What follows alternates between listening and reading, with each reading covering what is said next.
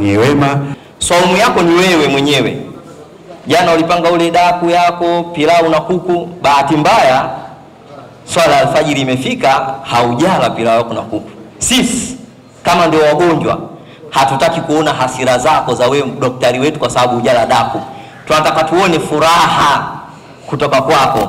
Saumu ni ya kwako, mafanikio ama uchamungu ni wetu sote.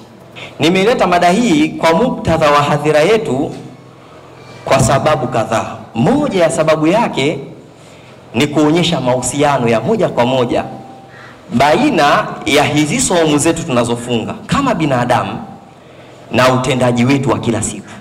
Mimi ningependa tu kuelezea kuhusiana na hili suala zima la nafsi. Nafsi yetu imeumbwa na udhaifu sana. Tusipendelee kuenda polepole na kuenda spidi bila ya kuzingatia